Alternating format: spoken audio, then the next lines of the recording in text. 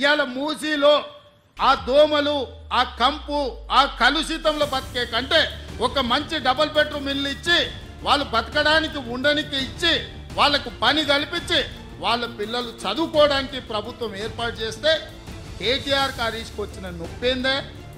ఏంది మీ బాధ? వాళ్ళు మంచిగా బతకొద్దా? వాళ్ళు ఎప్పటికీ పేదోళ్ళలాగానే ఉండాలి, మూసీళ్ళే ఉండాలి.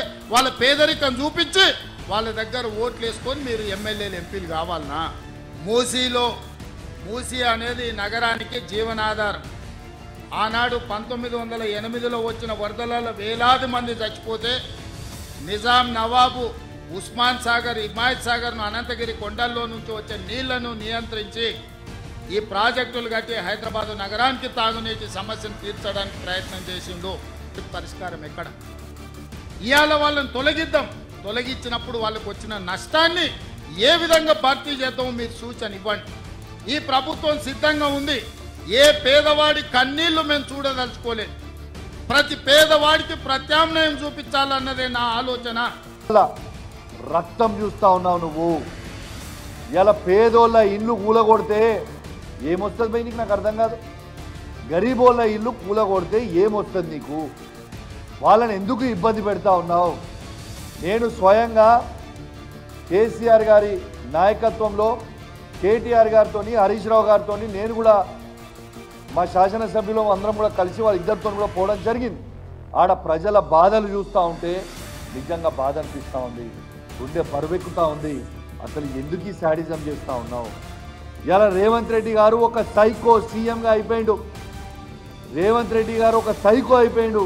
పిచ్చోన్ చేత రాయిస్తే ఎటు కొడతాడో తెలియదు అన్నట్టు ఈయన చేతుల ప్రభుత్వం ఇచ్చిన తర్వాత ఎవరిల్లు కూలగొడుతుండో ఆయనకే అర్థమవుతుంది. అసలు చాలా చాలా బాధాకరం. ఇలా పేదోళ్ళ బాధ చూస్తూ ఉంటే చాలా బాధ అనిపిస్తూ ఉంది. వాళ్ళ ఉసురు ఖచ్చితంగా నీకు తాకక తప్పదు.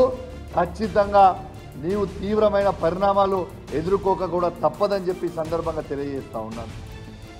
ఇవాళ నేను హైదరాబాద్ కానీ తెలంగాణ రాష్ట్రంలో మొత్తం కూడా చెప్తా ఉన్నాను. ఇవాళ రాహుల్ గాంధీ గారేమో బుల్డోజర్ కా రాజ్ నై చలేగా అని హర్యానాలో ప్రచారం చేసింది మొన్న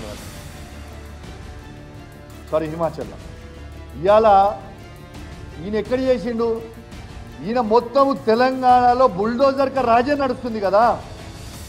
నేను తెలంగాణ ప్రజలందరూ కూడా చెప్తా ఉన్నాను, కేటీఆర్ గారు హరీష్ రావు గారు చెప్పినట్టు నేను కూడా మీ అందరు కూడా విజ్ఞప్తి చేస్తూ ఉన్నాను. ఆర్బీఎక్స్ అని రాస్తుండ్రు. ఆర్బీఎక్స్ అంటే రేవంత్ బుల్డోజర్. అది పెయింట్ కొట్టి ఆడ కేసీఆర్ అని రాయండి. మీ జోలికి ఎవరికి వచ్చినా కూడా ఊకునే ప్రసక్తే లేదు. ఖచ్చితంగా ప్రతి పేదవాడిని కేసీఆర్ గారి నాయకత్వంలో ఖచ్చితంగా కాపాడుకునే బాధ్యత మాది అని చెప్పి సందర్భంగా వాళ్ళందరికీ కూడా తెలియజేస్తూ ఉన్నాను. అదేవిధంగా నా హుజురాబాద్ నియోజకవర్గంలో పోయిన వారం రోజులలో హుజురాబాద్ పట్టణంలో ఉన్న గుండ్ల చెరువు దగ్గర ఉన్న ఇళ్ళ దగ్గర సర్వే చేసుకొని పోయినరు. గోస్కుల చెరువు దగ్గర సర్వే చేసుకొని పోయినరు. జమ్మికుంట దగ్గర నాయిన్ చెరువు దగ్గర ఉన్న అంబేద్కర్ కాలనీ దగ్గర ఉన్న పేదవాళ్ళ ఇల్లు సర్వే చేసుకొని పోయినరు. హౌసింగ్ బోర్డు సర్వే చేసుకొని పోయినరు. జమ్మికుంటల కాలేజ్ గ్రౌండ్ ఉన్నది కూడా సర్వే చేసుకొని పోయినరు. బిడ్డ చెప్తున్నా రేవంత్ రెడ్డి సాబ్, రాసి పెట్టుకో, మా హుజురాబాద్ నియోజకవర్గంలో ఏ ఒక్క పేదవారి ఇల్లు కూలగొట్టినా హుజురాబాద్ అగ్ని గుండం అవుతుంది బిడ్డ, చెప్తున్నా, తస్మాత్ జాగ్రత్త అని చెప్పి చెప్తా ఉన్నాను. నేను అధికారులను కూడా హెచ్చరిస్తా ఉన్నాను, మీరు రేవంత్ రెడ్డి చెప్పిండని చెప్పి వీడికి వచ్చి నా హుజురాబాద్ నియోజకవర్గంలో ఏ ఒక్క పేదవాని ఇల్లు కూలగొడితే నేను మీకు చెప్తున్నా, ఒక్కరు కూడా గల్లీ నుంచి బయటికి పోరు. రాసి పెట్టుకోండి, మిమ్మల్ని ఏ పోలీసు కాపాలని లేడు, ఏది కూడా ఆ బుల్డోజర్ బయటికి పోదు, ఎవ్వరు కూడా బయటికి పోరు. మా హుజురాబాద్ నియోజకవర్గంలో ఏ పేదవాని ఇల్లు ముట్టినా అగ్ని గుండం అవుతుంది, తస్మాత్ జాగ్రత్త అని చెప్పి హెచ్చరిస్తూ ఉన్నాను. అధికారులకు కూడా చెప్తా ఉన్నాను, ఎక్స్ట్రాలు చేయకూరి మీరు. ఇవాళ ఆంధ్రాలో ఇట్లనే అధికారులు ఎక్స్ట్రాలు చేస్తే ఏమైందా, 3 డీజీపీ ర్యాంక్ సంబంధించిన ఐపీఎస్ ఆఫీసర్లని సస్పెండ్ అయినరు. రేపు మళ్ళా కేసీఆర్ గారు వచ్చిన తర్వాత రాక ఎట్టు పరిస్థితి తప్పదు, 100% కేసీఆర్ గారు మళ్ళా ఈ తెలంగాణ రాష్ట్రానికి ఖచ్చితంగా ముఖ్యమంత్రి అవుతారన్న డౌట్ ఏం లేదు.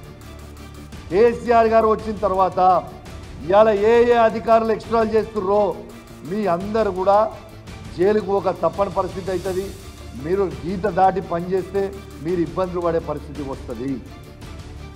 నేను చెప్తున్నా, మీరు అనుకుంటున్నారేమో ఏమవుతుంది, ఏది పర్మనెంట్ కాదు, గుర్తుపెట్టుకోండి. మీరు రూల్స్ ప్రకారం చేయరు తప్పితే అసలు వాస్తవంగా చెప్పాలంటే అసలు వీళ్ళు కూలగొట్టుడు ఏందో నాకు అర్థమవుతుంది. మొన్న మా కిషోర్ గారు చెప్పారు, ఆల్రెడీ హైకోర్టు జడ్జిమెంట్ కాపీ ఉంది. ఏ పేదోని ఇల్లు కూలగొట్టొద్దు అనేది హైకోర్టు జడ్జిమెంట్ కాపీ ఉంది. వీళ్ళు చేసే పని మొత్తము it is contempt of court. వాళ్ళ జడ్జిమెంట్కి దిస్ ఇస్ ద ఫ్యాక్ట్.